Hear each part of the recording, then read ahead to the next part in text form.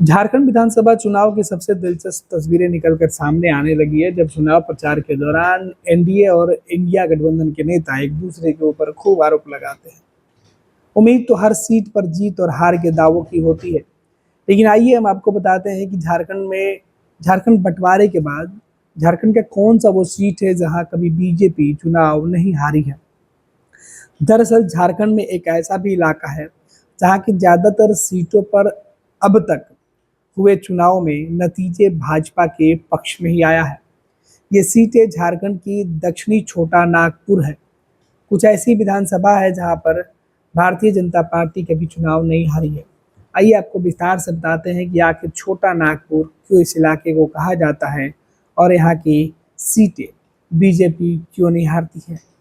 झारखंड राज्य के गठन के बाद अब तक हुए चुनावों में ऐसी कई सीटें हैं जिस पर भारतीय जनता पार्टी कभी हार का मुंह नहीं देखना पड़ा है।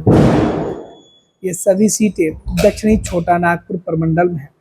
इनमें कुछ सीटें तो ऐसी है जिस पर उसने अब तक अपना उम्मीदवार भी नहीं बदला।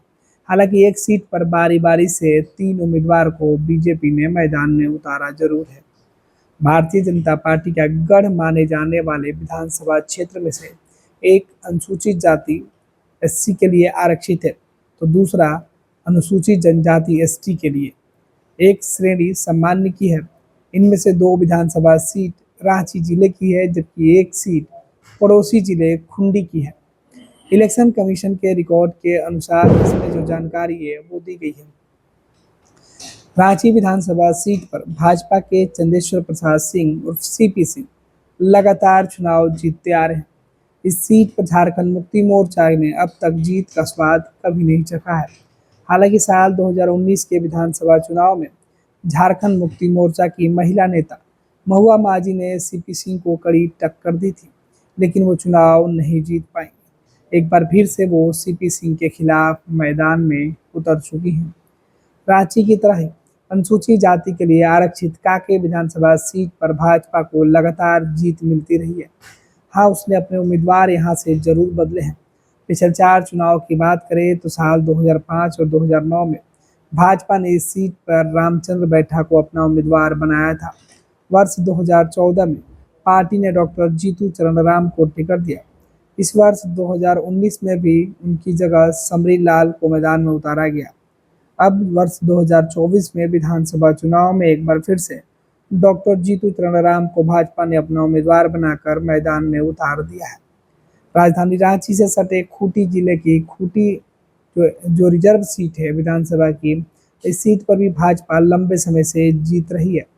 नीलकंठ सिंह मुंडा लगातार निर्वाचित विधायक हो रहे हैं। 2005 से उन्होंने कांग्रेस के रोशन कुमार सोरेन को हराया था। 2009 में उन्होंने झारखंड मुक्ति मोर्चा के मुंशी चरण मुंडा को हराया था। वहीं 14 में झामुमो के जिदान हेरो को उन्होंने हराया था, तो 2019 में झारखंड मुक्ति मोर्चा के ही सुशील पाहन को हराया था। तो ये तमाम जो अपडेट है झारखंड की ऐसी सीट है जहां बीजेपी लगातार चुनाव जीतती आ रही है। देखना है कि 2024 में बदले हुए माहौल में बीजेपी किस तरीके से इस सीट पर परफॉर्मेंस देती है और नतीजे किसके पक्ष में आते हैं। भारतीय जनता पार्टी का सदस्य बनने के लिए 8800002024 पर मिस्ड कॉल करें। निवेदक Bharatiya Janata party Bihar. Panorama group, जो सोचता है वो करता है। ये लो मुंह मीठा करो, आज मैंने अपना जॉब छोड़ दिया। अब हम पूर्णिया वापस जाएंगे। जॉब छोड़ दिया है? मतलब ये घर कैसे चलेगा? हम करेंगे क्या? और माँ बाबूजी क्या बोलेंगे? इसलिए मैं एक और मिठाई का डब्बा लाया। अपने बिजनेस के लिए लोन अप्रूव हो गया। अरे लोन अप्रूव हो गया वो तो ठीक है, लेकिन पूर्णिया में हम रहेंगे कहाँ? अपना घर भी तो नहीं है वहाँ। इसलिए तो एक और मिठाई का डब्बा अलग से लाया हूँ। हमने पूर्णिया में घर ले लिया है, पूर्णिया के ई होम्स पैनोरमा में। पूर्णिया में पैनोरमा ग्रुप लेकर आए हैं ई होम्स पैनोरमा। बड़ा घर, आलीशान जिंदगी और अत्याधुनिक सुविधाओं के संग। अरे अरे, अब क्यों मुंह मीठा करवा रही हो? क्योंकि हम घर वापसी जो कर रहे हैं। घर वापसी की खुशी पूर्णिया में ई होम्स पैनोरमा के संग।